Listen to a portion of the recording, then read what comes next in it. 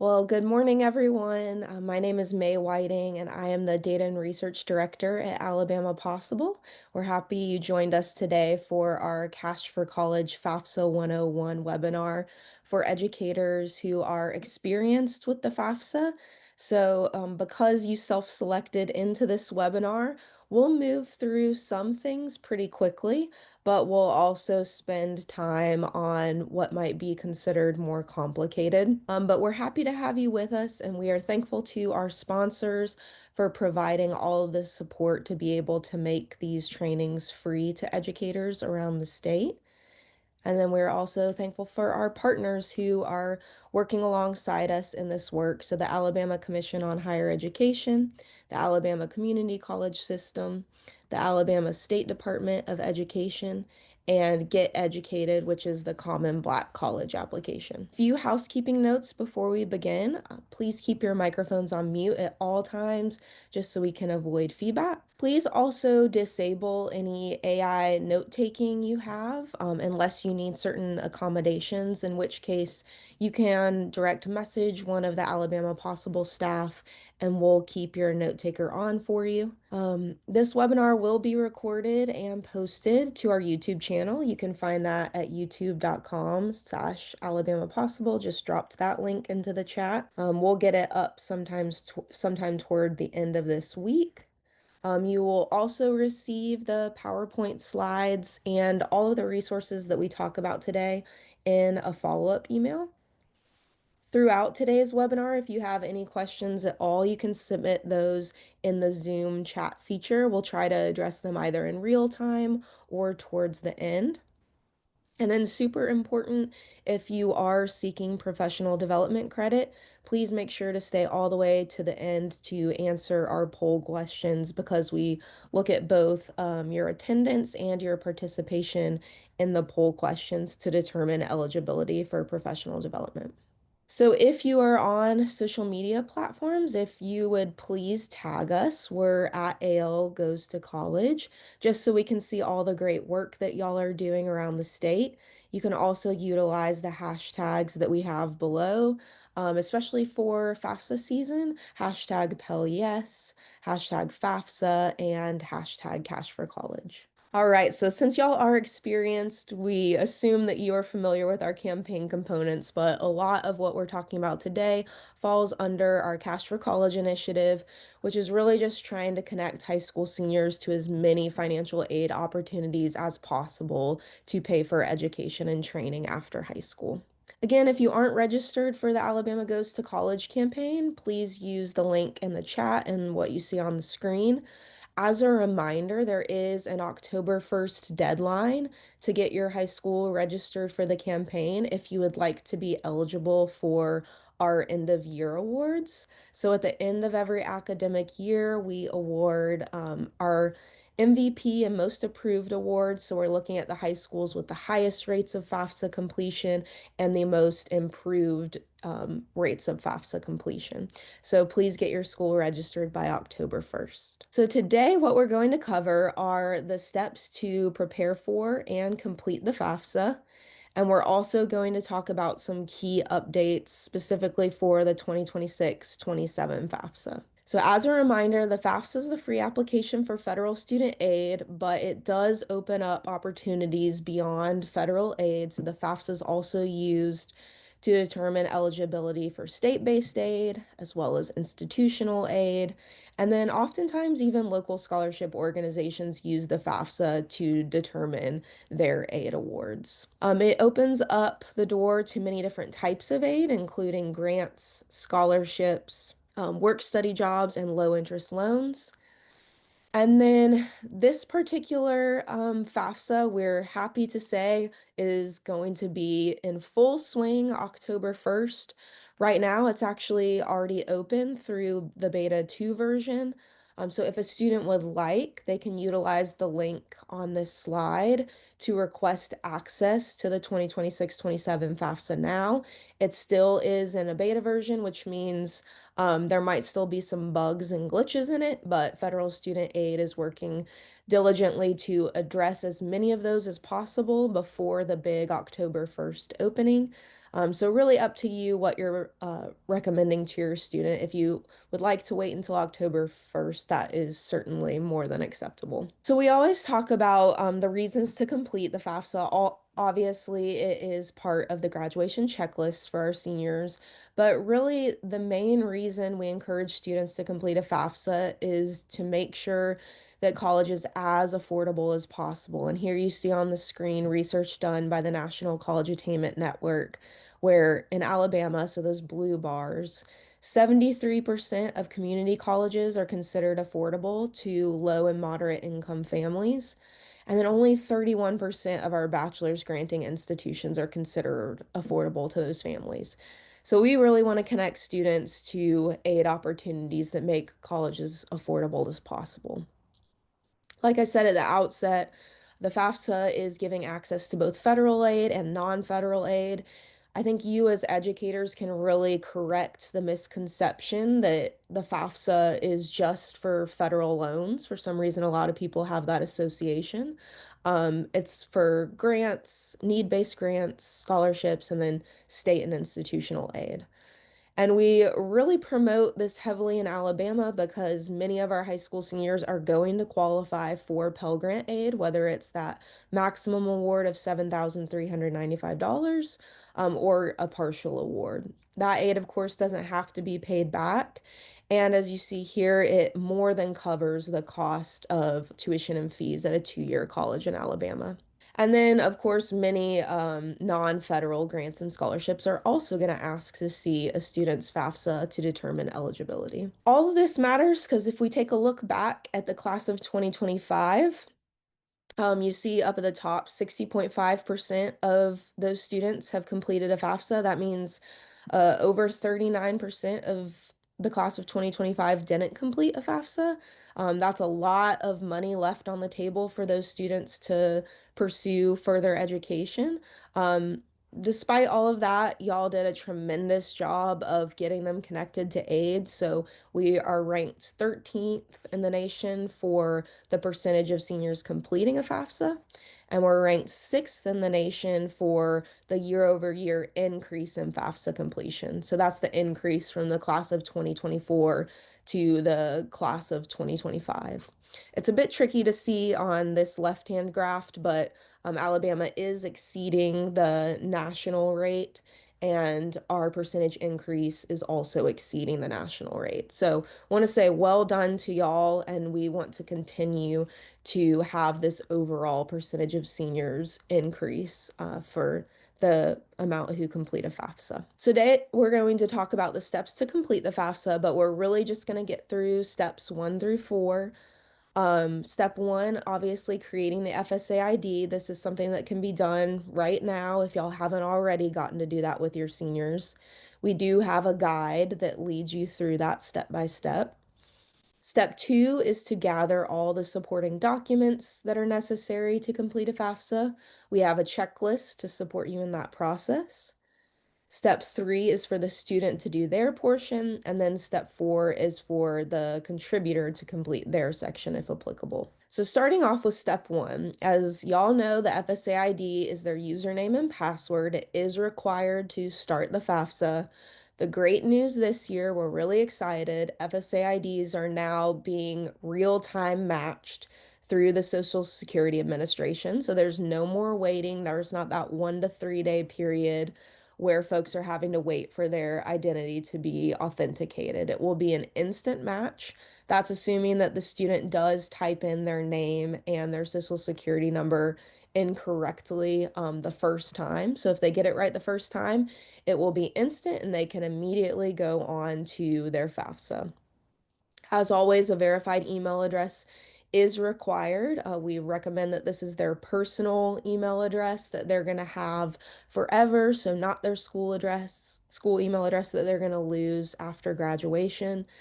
And then really important here that as the student is creating their account, they're using all their student information, not a parent's information or any kind of shared email address. We really want this all to be the student's info. So here is our handout. This is linked in our educator toolkit. So I'm going to go ahead and drop this in the chat right now. For students, they're going to go to the link seen on the screen. They'll need their date of birth, their social security number, their home address, their personal email, and then it's optional to provide a phone number, but we do highly recommend that they include a phone number. So that will be both the email address and phone number will be a way of backing up their account should they get locked out or should they forget their username and password. While the email address is required, the phone number is optional. And we get this question quite a bit. If the student gets a notification that the phone number is already in use, that's okay. In that case, they can just not include a phone number and continue on with their application. This worksheet gives them all the details about how long their password needs to be, what it needs to include, and then also the student can write down their security questions and answers that they provide. So the student definitely needs their FSA ID, and then who else needs an FSA ID? So some students will need to invite people. That's often going to be their parent, but if they're married, they would also they might need to invite their spouse. And these folks are going to contribute their information to the student's FAFSA. So the contributor will also need an FSA ID if they don't have one. And then who actually contributes to a student's FAFSA will depend on the student's dependency status. And that is determined by the student's response to a series of questions. So on our FAFSA checklist that we have updated for this cycle, the very first section is going to go through these questions. So the student will be asked those questions on their FAFSA across several screens, but if you'd like to look at it all in one place, so that the student knows in advance whether or not they are going to need to provide parent info, they can do that right here. So for an independent student, they're obviously going to need to provide their information. They'll also need to provide their spouse's information if they're married and they did not file taxes together with their spouse. Probably not going to apply to many of our students. Most high school seniors are considered to be a dependent student for the purposes of the FAFSA.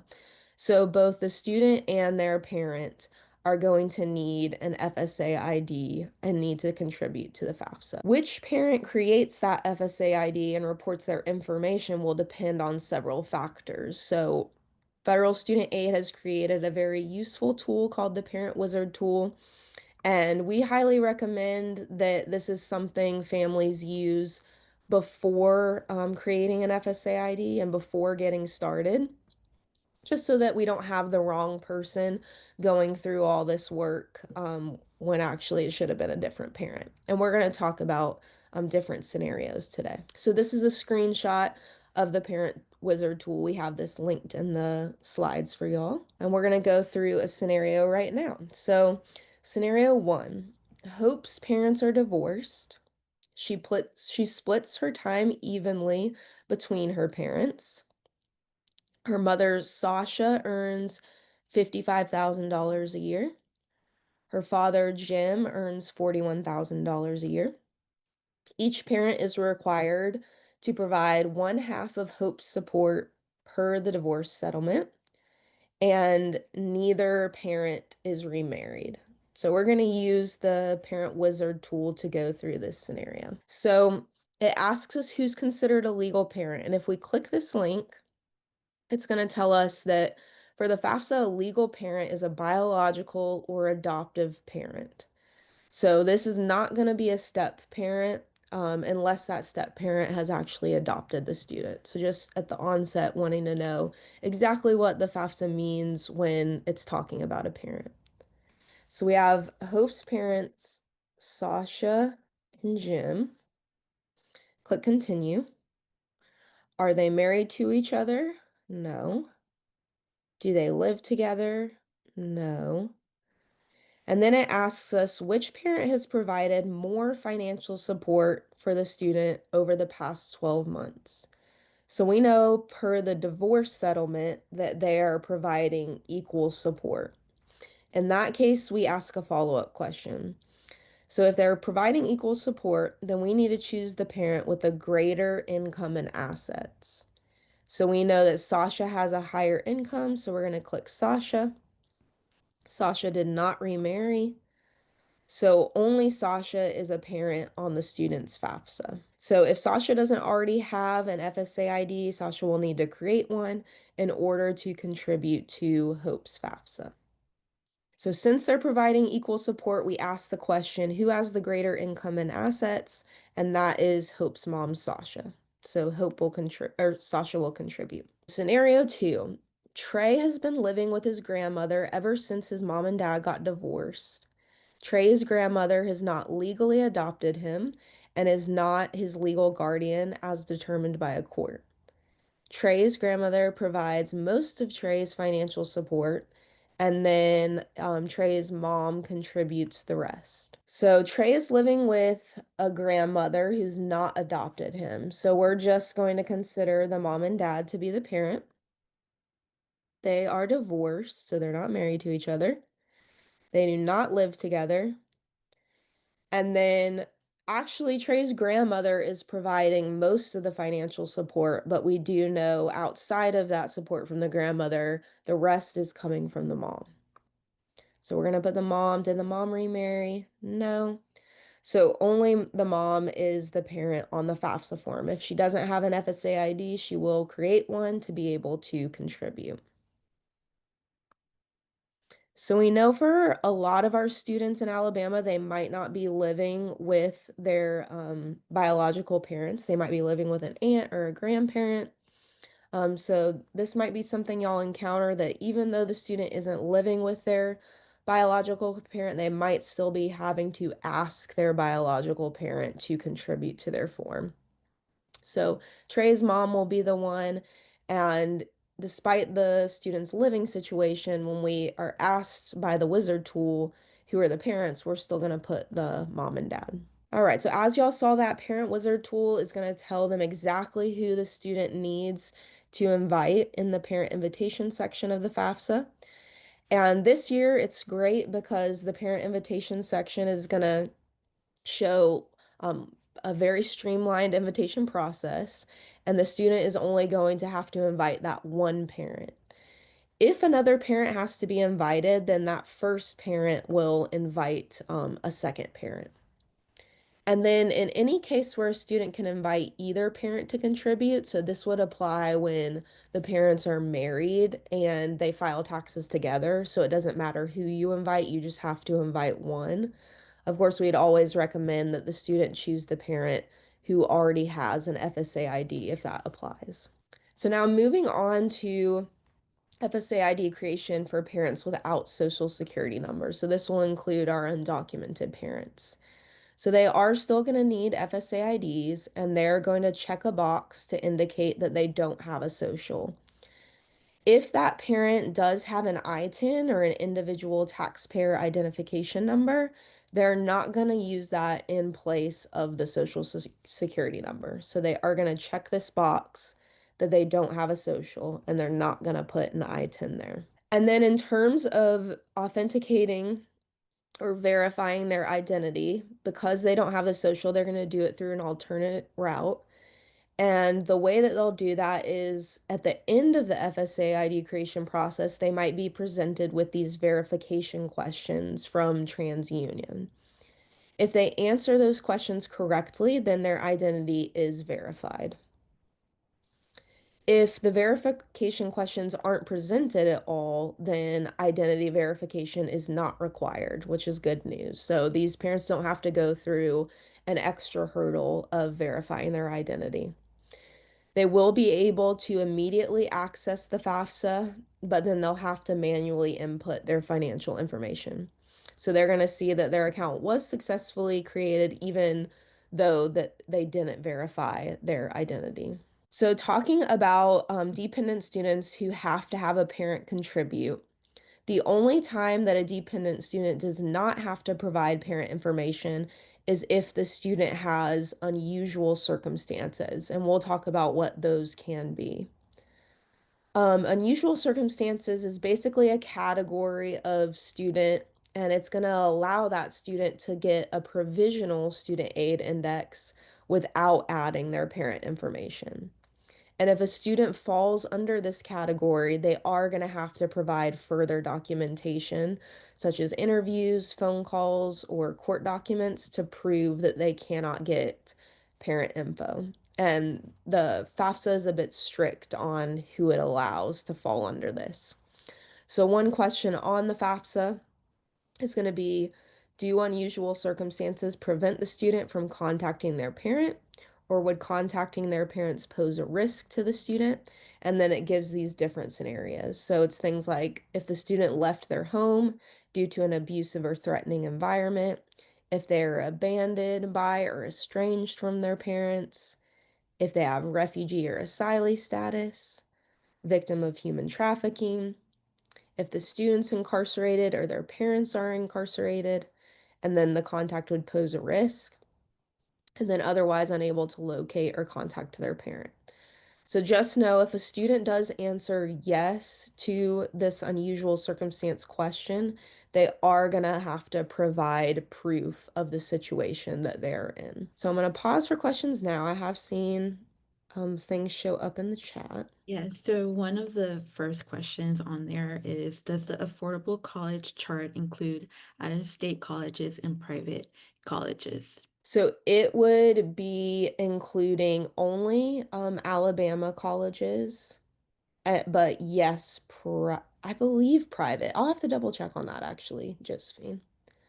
I'll look. And And that is from a couple years back, so this isn't the most recent data, but it does mimic trends across the nation where four-year institutions are just highly unaffordable to low and moderate income families. the next question, what if a student lives with grandmother but neither parent provides support? Yes, so assuming that a grandmother has not legally adopted the student, because that would change the whole situation. If neither parent provides financial support, then we're going to ask the follow-up question, which parent has the greater income and assets? And then it would be that parent who contributes to the student's FAFSA. Okay, the next one is, what if the grandmother files the child on taxes, then would she be on the FAFSA? So, who claims a student on federal income taxes will not impact who is the parent on the FAFSA. So, regardless of who claims the student on taxes, we're still going to ask all of these who counts as my parent questions to see who the FAFSA wants the student to report as the parent. Okay. Um, what about if I answer questions incorrectly and not verified? And I'm assuming that's for the um, parent without a social security. Yes. Yeah. So I believe also if they answer the questions incorrectly, I think also they will reach this screen that says identity is not verified, but you can proceed. That your understanding, Ciamara? Yes, yes, Okay. that's what I've been told. Yes. Yeah. What Um, can I ask? Will you then have to verify at some other point this year, or are they waiving that again? they're I waiving that believe it's again. just waived. Yeah. Yeah, they're leaving it the same as last year, where they don't have to go back and do anything. They're just able to complete the form. Great, thank you. You're welcome. And then the last question I see on here from Steph. I had a parent reach out last night who stated that they do not submit taxes because they are on federal disability. Will this impact FAFSA completion for the student? So it shouldn't. So if the parent does not have a tax filing requirement, then they will just indicate that they don't file a federal tax form, and and then they'll proceed with the remainder of the financial questions. But if the parent doesn't have a tax filing requirement, then they don't need to file taxes. Hopefully it makes the rest of the FAFSA experience easier for that family, I would hope. Um, all right, is that it, CMR? I think Yes, I those are all the questions I okay, see. Mhm. awesome. So going on to step two. So we have our checklist to make you aware of all the things that might be asked about. So many of these things might not apply to your families that you're supporting. But section 2 of our checklist is showing everything a student might need. And then section 3 of the checklist is showing everything that a parent or parents might need. And because of the way that the FAFSA has been improved this year, to me, it seems a little bit less important that a student know all the information about their parent, just because y'all will see how the parent invitation process has been streamlined. But still, this will be great for parents to know in advance what they might need. Moving on to our application.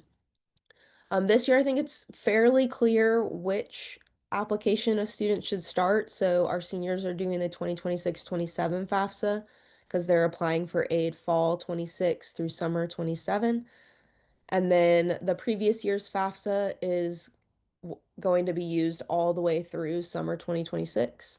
So if any of your high school seniors are graduating in December or are planning to start summer courses immediately after their May or June graduation, they might need to do the previous year's FAFSA in addition to this year's FAFSA. So just on a case-by-case basis, you might have some students who are doing both FAFSAs, but in general, most of them will be doing the 2026-27 FAFSA. Which FAFSA a college asks the student to do for a summer semester will totally depend on the college. So I would just recommend reaching out to the college and asking them, hey, my student is doing classes in June, which FAFSA should they complete to find out that information. And here's the landing page, so it's fairly clear, like this is the most obvious one to start a new form. If they do need to do a previous year's, it's right below. They can also edit a form, and then a parent can also accept an invitation here. This year, we are recommending for most situations that the student start the FAFSA. It will result in a much faster process overall. So when the student goes to the screen, they'll be clicking Start New Form. And then after logging in, they will select their role as the student. This is the first page they see. It's going to have their information they entered when creating their FSA ID. It's not able to be edited, so if they need to make any changes, they're going to need to go to account settings. Then they're going to be asked their state of residence. So this question has been changed. The word legal has been removed from this to eliminate any confusion for folks. Really, all we're wanting to know is where the student resided. We're not trying to understand the legality of anything. It's just where they resided and then the date that they started residing there. A big part of the changed FAFSA is getting consent and approval so that the FAFSA can look for tax records. So the student's going to provide their consent and approval for any of their federal tax information to be transferred to their form into the financial section. And that will apply whether or not the student filed taxes. So they're going to grant approval. And then if they do have taxes, then it will import them. If they don't have any tax information, then it will say data could not be retrieved. Don't let this be an alarming notification. If the student didn't file taxes, then they shouldn't have anything that was retrieved. So this is a perfectly normal notification to receive. We hope that in most circumstances, your families are having their taxes directly imported through the direct data exchange. So it's going straight from the IRS to the Department of Education. Again, the student has to give consent and approval for the system to be able to do that. The contributors do also have to give consent and approval. And then any information that does get transferred is not going to be seen on the front end of the FAFSA. And then we just reiterate over and over to families that consent and approval is extremely important because without it, the student is going to be ineligible for federal aid. This FAFSA is going to be using 2024 taxes. So those were filed this past like spring season 2025. The FAFSA is always using prior year tax information. So since we're in the 2026 cycle, we're using 2024 taxes. And while we do hope most families are benefiting from the direct data exchange, we still recommend having those returns, either a printed copy or a PDF, just for reference throughout the process. So we're going to get into the personal circumstances section, and this is what determines if a student is a dependent student or an independent student, whether or not they need to provide parent info. So the student will select their marital status. They'll be asked their college grade level when they enter next year. And even for our students who have done dual enrollment, who will know they have a lot of AP credits, all of that, we're still going to put first year here because they have not been receiving federal aid in the past, and that is essentially what this question is trying to get at. So all of our high school seniors will be putting first year. And then they'll be indicating that they do not already have a bachelor's degree. Then they're going to be asked basically all the questions that we see on our checklist document that's determining whether or not they're an independent student or a dependent student. So if a student were to check yes to any of these, then they would be considered independent and would not have to provide parent info. But we are wanting to look at a scenario for a dependent student who has to provide parent information, so we're going to check none of these apply. They will next be asked the question about homelessness. So, at any time on or after July 1st, 2025, was the student unaccompanied and either homeless or self supporting and at risk of being homeless?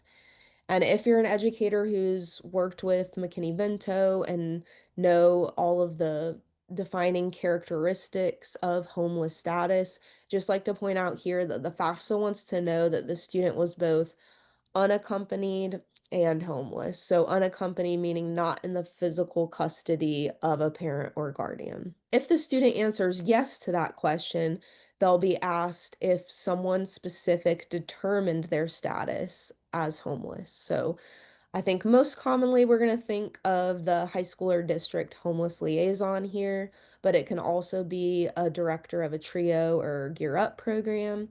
It can be the director of a shelter or an outreach program or a drop-in center.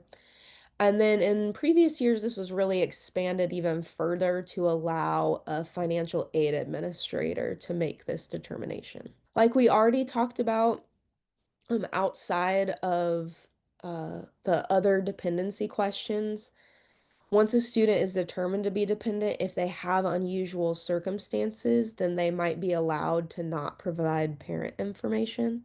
So again, those are all these bulleted items here.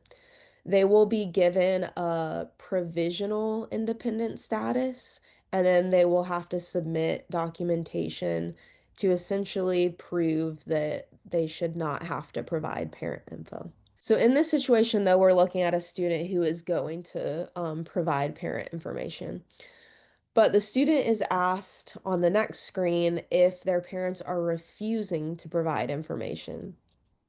If the student answers yes to this, then they will be only eligible for direct unsubsidized loans. So we really want to avoid selecting yes to this question as much as possible. We do know that parents might refuse. That's certainly a possibility, but as much as possible, as much as we can educate parents on how their support impacts their students and their aid eligibility, we want to do that. So we want to select no to this as much as possible. So we're moving on to the demographics section. We have questions that are asked only for research purposes. It does not impact aid eligibility. This first question has been altered, so now there are only two options to the question about student sex. Then they are asked about their citizenship status. We're going to go into great detail about these options you see on the screen in future webinars, but just know right now as you're kind of preparing for which students should complete a FAFSA, students are eligible for federal aid if they're a U.S. citizen, a U.S. national, or an eligible non-citizen. And the eligible non-citizen is like a big umbrella encompassing many different types of immigrant students. So I recommend if you want to look further into that, to click the link on this slide when you get the follow-up email and see who all falls under eligible non-citizen. So these three categories right here will be eligible for federal aid and should complete a FAFSA. So just know you might have some students who are not eligible for federal aid, in which case it makes no sense for them to complete a FAFSA. All right, so the student is going to enter their high school and they can search that by state and city. Make sure that they are selecting the correct high school because that's how we're going to get accurate data for your specific school when we're trying to track all the students across the state of Alabama. I'll point out that for some high schools, there are many by the same name across the state. So Central High School, there's 5 of them in Alabama. Lee, Jemison. Make sure students selecting the correct high school so that they're falling into the correct bucket. Then we get to the financial section. So the student's going to be asked their tax filing status. I'm not sure how many students are filing taxes in high school, but a lot of them might be just to get their withholding back. They can check if they have a tax filing requirement through the link to the IRS publication on this slide just to see if maybe they should have been, but they'll have to meet certain thresholds to be required to file taxes. So they're going to indicate whether or not they do. Then they're also asked questions about their income and other financial pieces. They'll put all of their responses into dollar amounts here. And then they're asked about their assets. So for most of our students, they're probably only going to have a response to that first category, the cash savings checking account. But it's also going to ask about current net worth of investments and current net worth of businesses and farms. There was a change implemented under recent legislation that is impacting the assets section. So, changes to be aware of for the 2026-27 award year. The following should not be reported under assets. And the help text on the screen is going to say all of that. But they should not report the net worth of a family-owned business with 100 or fewer full-time employees, the net worth of a farm on which the family resides, or the net worth of a commercial fishing business owned and controlled by a family. Next, we get to the college selection. And so this is where a student's going to put all of the schools that they want to receive their FAFSA information. So we recommend any school that a student is considering gets added, even if it's kind of the lowest backup school on their list. Go ahead and add the school now just so that they have that FAFSA information up front. And should the student choose that school, then they won't have to go back and add the school later. So they're going to put all the colleges they're interested in. If a college has multiple campuses, we recommend just Googling the college and the specific campus to find that school's federal school code so that they can enter in the school code and make sure that they select the correct campus that they're interested in. So all of that can be found just via a Google search, federal school code, and then the name of the school. They can this year still send their FAFSA information to up to 20 schools. If they have more, they can go back and add those later. So now we're getting on to the point, the most exciting news of all. The parent invitation process has been revamped and it is exceedingly better than last year. So this is what it's going to look like now. We have our student who's going to invite a parent contributor by simply putting in the parent's email address. The email address does not even have to match the email address that is on file for the parent's FSA ID. It just has to be an email address that the parent actually checks and will look at. So the parent is only going to invite that one parent. And right here you have the parent wizard tool that the student can click and just ensure that they are inviting the correct parent. So once they enter that email and click send invite, they will get a little confirmation screen and then click send invite again. When they invite their parent, they're only going to need that email address, so they don't need to know date of birth, they don't need to know social security number, any of that. The invitation is then going to generate a 7-digit code, and the contributor will use that code to access the student's FAFSA. So this is what it's going to look like. It will show that an invite is being sent to this email address, and then you see a 7-digit code below. And then there are a few different options that a parent has. They can simply look at the email that they've gotten from Federal Student Aid saying, hey, you've been invited by your student, and it will have that 7-digit code in that email. They can also use this invite link that the student can copy and then text their parent, email their parent, whatever.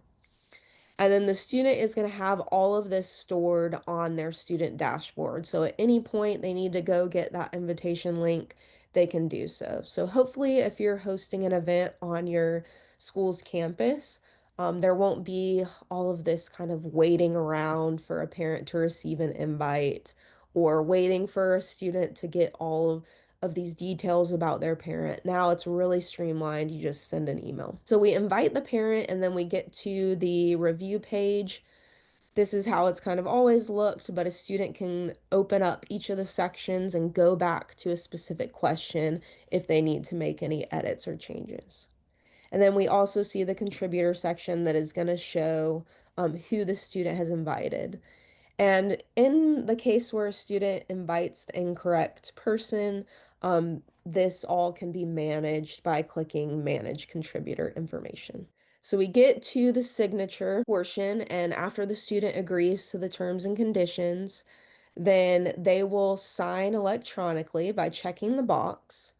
And because they need their parent to contribute, they're just going to be signing at this part, and they're not going to actually be submitting. So they're going to sign, and then Federal Student Aid is going to very clearly tell them, pending submission, check with your contributor.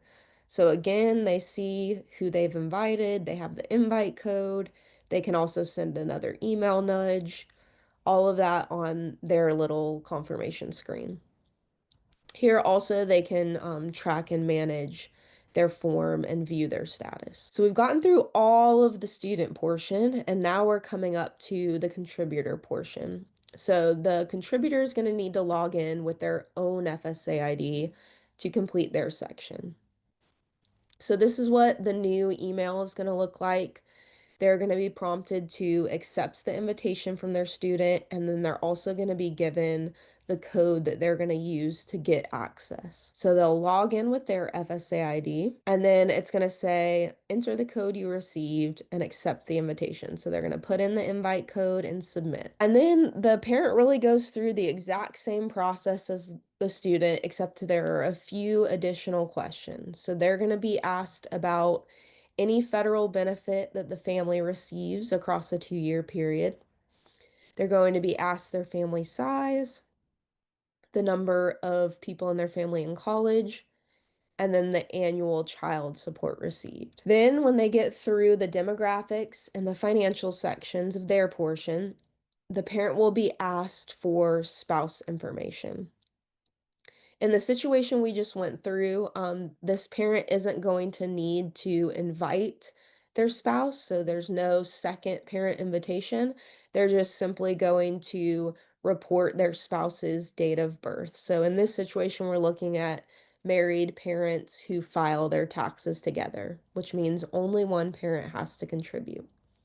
So they'll enter the date of birth and then they'll press continue. And because both the student portion and the parent portion have been fully completed, now when the parent goes to sign, they'll click the checkbox and they'll be signing and submitting the FAFSA. So we get the full congratulations screen, the FAFSA form is complete, and it tells you what happens next. So we were talking a lot at an in-person event recently about like kind of what to take as proof of a student fully completing their FAFSA.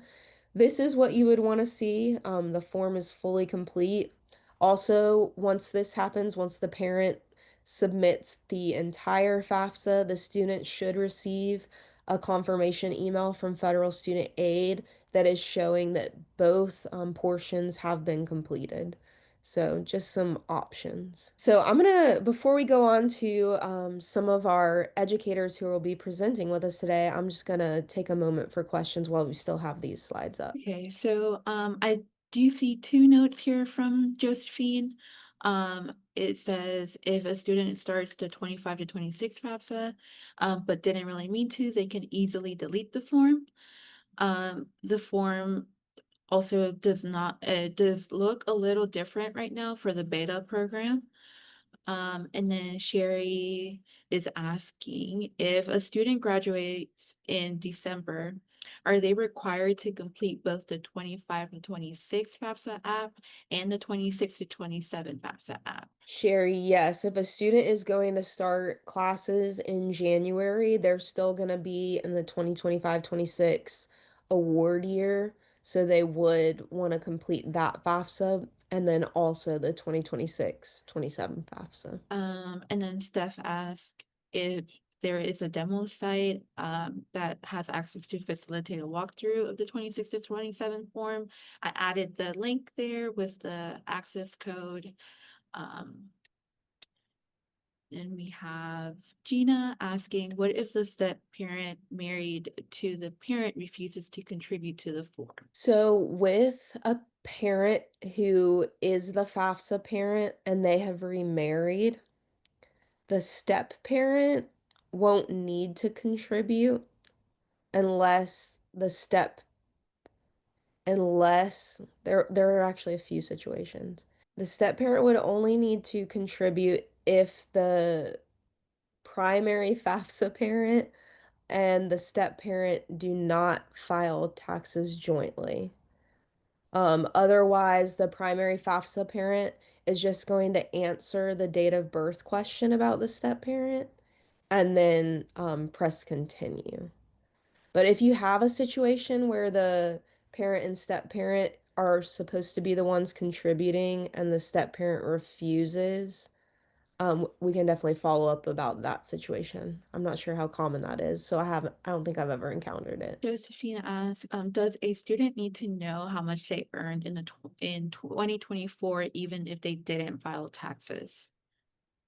That's actually a great question because one thing that I'm a bit confused about is with the screenshots we receive, we're receiving every screen possible, but the FAFSA will show the flow that is like specific to how a student is responding. So Sumar, do you know in your experience like what is getting asked if the student d doesn't file taxes? So, from my experience with this new form, um, I have not seen where they're asked, well, towards the end, like after the don't file taxes, um, I didn't really see anything. Yeah, because the screenshot we have is of a student who is being asked questions directly from their tax form. So this would be a student that does file taxes. I was just trying to know what they need to come to be prepared. And a lot of times, I know on the CSS profile they have to know, even if they don't pay Okay. taxes.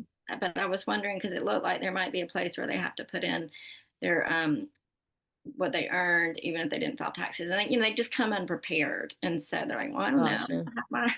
I don't have my W-2." I was just curious if anybody had actually done the form just to know. Yeah, I wish I knew. I'm sorry. Well, I'll let you know because I'm doing one tomorrow Okay. with a student. Please do, yes. So Steph, I asked, can you share any details about the process for parents recovering their FSA ID? I have a few parents who have created an FSA ID 15 to 20 years ago, but they no longer use the email or phone number they used at that time. Can they just reset it? That's tough. So in that case, they're pretty much gonna have to go through federal student aid to reset it. They don't want to create an additional account because basically it's gonna flag that that social security number is already in use. So they are gonna have to call the federal student aid hotline and just provide identifying information. So in my experience, they've been sharing their name, their date of birth, their social, and then it's being like reset on the back end for them to be able to access it. And Sherry asks, can you explain what happens if the parent starts the FAFSA application instead of the student? My understanding through this beta testing period is that they're going to have to provide a bunch of student information that the student is going to then answer again. So it's just a longer process if the parent starts. And then Sandra is asking, when does the beta testing end? I'm assuming with the October 1st deadline, so up until or opening, sorry. Up until then, I think students can request access to participate, and then it will just transition into the normal October 1st opening. And then Steph, I believe, comment on the question on like the income. It says, I know that in the past it has asked information about student assets that they will enter manually. Right. Yes. So that when the student starts, they're always going to be asked the student assets question. Then, if they're a dependent student and their parent is going to be contributing, based on how the parent responds to questions, the FAFSA is going to determine whether or not the student's responses in the asset section need to be used or not. So the student will respond to the asset questions, but their answers may or may not be used based on their parent's financial situation. But yes, they will have to answer those regardless. And then Whitney asked, is a student considered dependent or independent if they have been adopted by their grandparents? Does the following statement focus on legal guardianship or someone other than their parent slash step parent? The student is or was in a legal guardianship with someone other than their parent or step parent as determined by the court in their state of residence. So my understanding, if the student is adopted, and that's the main thing that has happened, in terms in their history, like just an adoption by a grandparent, then the grandparent would be considered a FAFSA parent. So legal guardianship would be different. If there has been a court-ordered legal guardianship for the student, then they would actually be independent. But if there was just an adoption by a grandparent, then they're going to be dependent with the grandparent as their adoptive parent. So those are all the questions that I see so far. All right, awesome. Well, feel free to keep them coming, but I also want to take a moment. We have um we have some wonderful presenters with us here today. So like I mentioned earlier on in the presentation, we have end of year awards through our celebration day that happens usually in June after each academic year. And so every year we award MVP to 5 different high schools that have the highest rate of FAFSA completion based on their school size. So we have 2 of our MVPs here with us today. And I would like to first invite our representative from Fairhope High School to share some of the strategies they used last year and then how they plan to support the class of 2026. So I'm going to turn it over to you, Gabrielle. Thank you, May. So I'm the career coach here at Fairhope High School. And I actually, our senior counselor is on the call too. So if she has anything to add, she's more than welcome. But so we are a large 7A school. We have around 350 to 400 seniors. Last year we had 363 seniors, and this year we have 402 seniors. So a lot of our students are very college bound, and so that kind of helps us in our FAFSA completion because they know that it's important to complete the FAFSA. So one thing I think that we try and do is keep the waivers a secret. And we do not give out waivers until maybe the end of February, March, and we really try to not give them that option to start out with. It's really important to us that they complete the FAFSA because that is going to help them whether they think they need it or not. They just don't know until they complete it. And one thing I think all of myself and the counseling staff try and tell them is that you may have loans that you don't think that you need, but you might want to have the option. And you never have to use all of that loan money, but if you want it, it's there. And then on the next slide are just some strategies that we kind of use in the fall and the spring semester. We really try and start pushing senior year for our juniors in April. We do a large parent meeting. And we have good attendance for that. And we kind of go over all the things that involve senior year, FAFSA being one of them. So it's something that's already put on their mind before they've even become a senior. And then all of our counselors do a really great job. They do classroom presentations late August, early September, where they go over the FAFSA and tell them what they need to do. And then they also do something called minute meetings, and that kind of helps them identify what students are definitely going to need to complete the FAFSA and what students may be going to work, what students may be going to 4-year, 2-year, however that shakes out. And then we begin to offer our FAFSA help beginning October 1st. We help them create their FSA IDs in a classroom. Spring semester is where we really start to do some individual work. As soon as that AIC portal starts opening, myself, the senior counselor, we start pulling that report and we start looking at it and we comb through it I look at it every day. And I'm just identifying students who need help, and I try and meet with those kids individually. And I really take the time and, are you an independent student? Are you not an independent student? What's the holdup? I try and meet with parents after school, during school, whatever is more convenient for them, so we can really get that FAFSA done. It takes a lot of work, but FAFSA is something I really take pride in, and we all kind of feel like that in our counseling department, and it's something we want to continue to improve on. So if I can do some kind of troubleshooting, if I can help a student get a FAFSA, even if it's $500 that they didn't think they would ever qualify for, to me, that's worth it. So that's kind of just a little bit about what we do.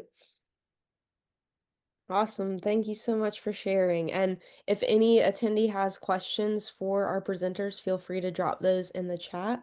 I'm now going to turn it over to Sherry Brown. Good morning. I'm going to be repeating a lot of what Gabrielle said because I think ours are probably very similar. We are a smaller school, and so I am able to get a lot more one-on-one later in the year than what Gabrielle said. But for the most part, the biggest thing is prepare your students. I start preaching to them at the end of their junior years and the very first beginning of school days. I go in there and I say, you've got to have a personal email address. You've got to have your social security numbers either memorized or stored somewhere safe on a device that you can access, so that when we start the process, it makes it a whole lot easier if they already have those things. We also host a parent night. We do ours in the fall. We actually just had it a few weeks ago, and we inform parents and start letting them know what the process is going to look like very early on, and what students are going to be responsible for and what parents are going to be responsible for. After we get them prepared, on the next slide, we start in September, or I say September this year. We did it this week. In the past couple of years, we've done that in November. We usually just do it a month before we begin the FAFSA applications, and just walking students through creating their FAFSA accounts and making sure all that goes smoothly.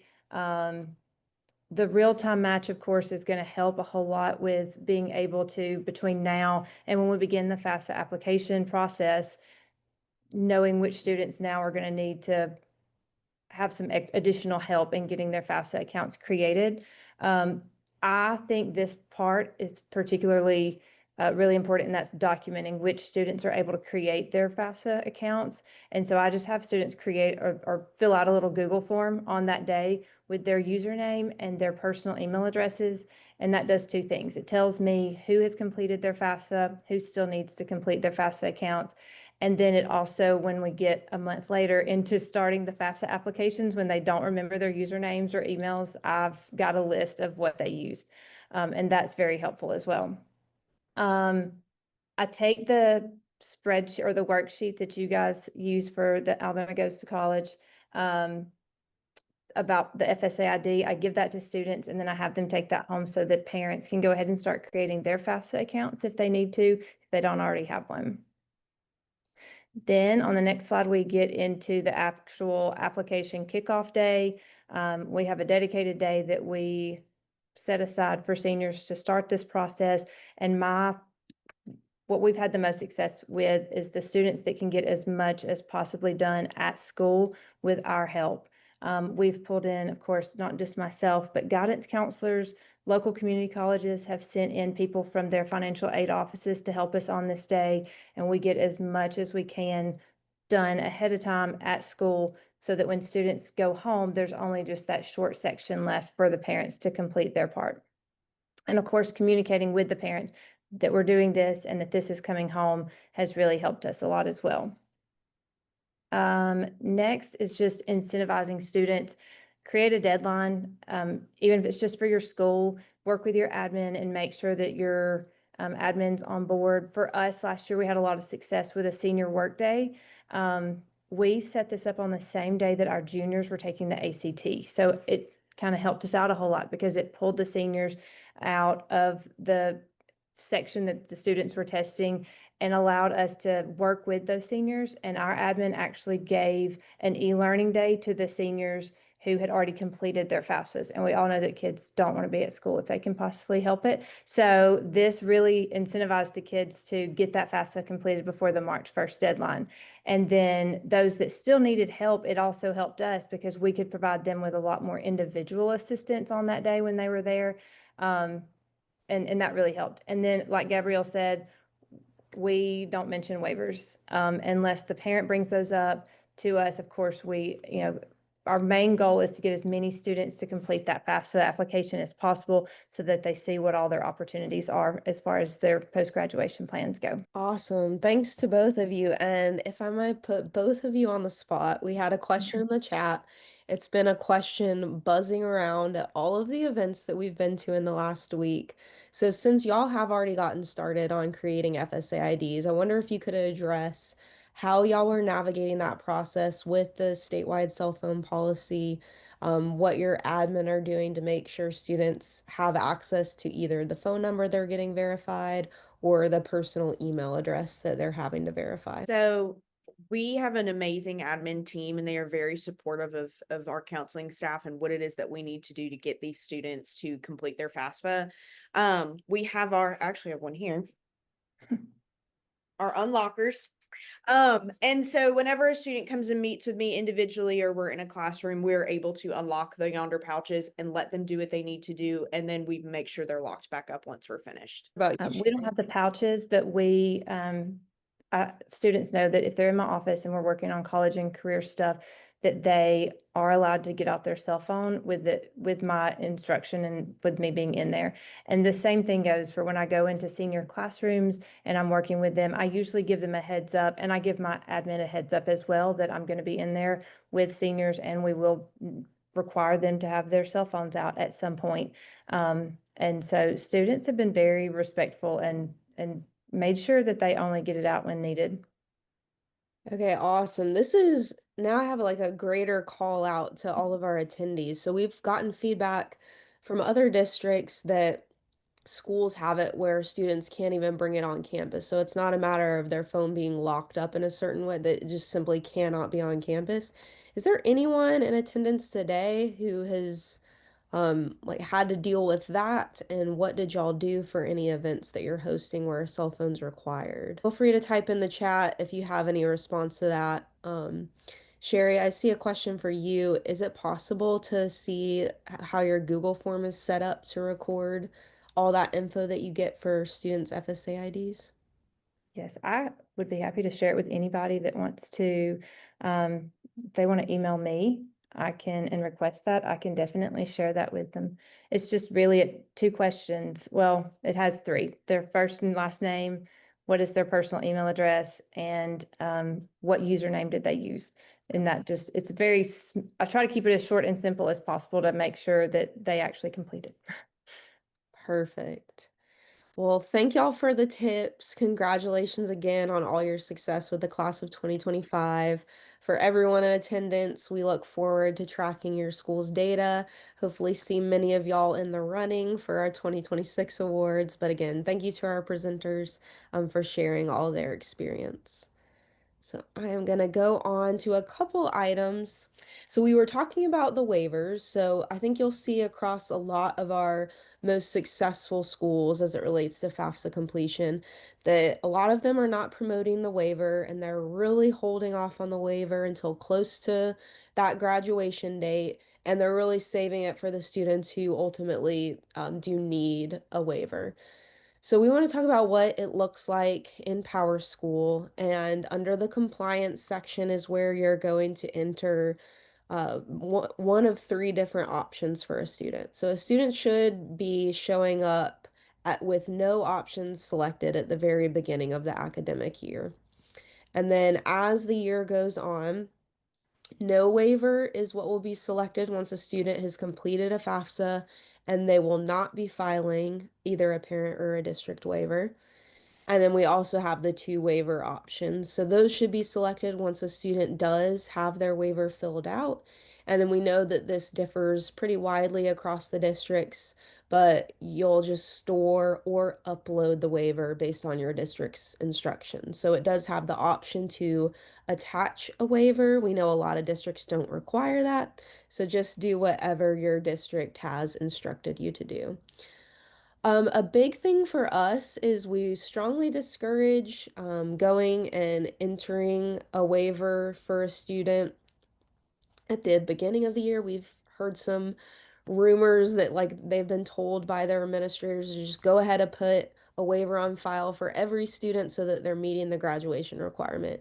We strongly advise against that just because we don't want anything detracting from your motivation to support students. We don't want anything detracting from a student's motivation to get a FAFSA done. So as much as possible, the waivers are kind of our last resort. I am seeing some questions pop up in the chat, so I might go to those real quick. But we know a lot of y'all had interest in the prototype. It's basically the demo site for the FAFSA. So CMR drops that link in the chat, and you will need to put in the access code when you go to that webpage. But let's see. It seems like a lot of folks do have those Yonder pouches. I haven't heard of those yet. I've seen lots of different locking devices. Okay, so lots of supportive admin, which is exactly what we want to hear. I'm glad that y'all are having that experience. See a question from Bill. Are there any benefits for undocumented students when it comes to filling out the FAFSA since they are not eligible? Most students and parents are hesitant to reveal any personal information because of their status. So this is kind of two questions. Undocumented students will be ineligible for federal aid, so they won't even complete a FAFSA. Because they don't have the social security number, they're not going to even be able to start. So for our students without social security numbers, they shouldn't create an FSA ID and they should not complete a FAFSA. So they will fill out an opt-out waiver. It's different for our students who have undocumented parents. So when we have a citizen student who has undocumented parents, we refer to that as a mixed status family. So the student can fill out a FAFSA and their undocumented parent can contribute to their FAFSA. And that undocumented parent does not need to have a social security number to be able to create an FSA ID. So they'll just indicate that they don't have a social and that and then they won't have to verify their identity. So to your question about the hesitation to reveal any personal information because of their status, that is extremely valid. We understand the fear and the concern. So it's ultimately going to be what the family is comfortable with. Some of the guidance that we gave last year that was coming from kind of legal experts was that if a family with an undocumented member has already shared their information with the federal government in some form or fashion, then the federal government already has information about them. The FAFSA wouldn't really be adding something new. It would just be, here I am again. If they have already shared information, then the FAFSA is just one more thing that they're sharing. If they're kind of completely off the radar, have never shared anything with the federal government, then they might be even more hesitant to complete a FAFSA, and that's totally understandable. So it is whatever the family is most comfortable with, especially considering the political time that we're in. If you don't feel comfortable advising them, feel free to send them our way. We'll try to connect them to resources. We understand it's a very sensitive and vulnerable conversation, so we're happy to help in any way that we can. In the tips section for mixed status families, it says for the parent to start the form. Oh, in the toolkit. Thank you for pointing that out, Josephine. That might be one resource in our toolkit that we have missed updating. So that might be our guidance from last year. We'll look at getting that updated sometime this week. Because Ciamara, my understanding is there really wouldn't be much reason for a parent to start the FAFSA this year, right? No, it really, they recommend that the student, it should work that way, especially because now they updated with only the email. The only, I mean, the student is only inviting one parent, so then, like, if the parent needs to invite a second contributor to the application, the parent is doing that. So that should also fix some of the issues, but um, it's a little bit different from last year. So the student should be able to complete, like, start the application and invite the parent, and it should work. And we definitely welcome y'all's feedback. So as y'all start working with students and families, if y'all are seeing anything that's kind of contradicting what we've presented here today, these are the learnings that we've gotten from our national partners and from federal student aid. But if your experience moving through the FAFSA is different, we would love that feedback, so we can update any guidance that we're sharing out statewide. But thank y'all for all of your questions. So we have linked it in the chat, our toolkit later this week. So I guess that would be tomorrow. Tomorrow we're gonna have some toolkit takeaway videos coming out that will show you some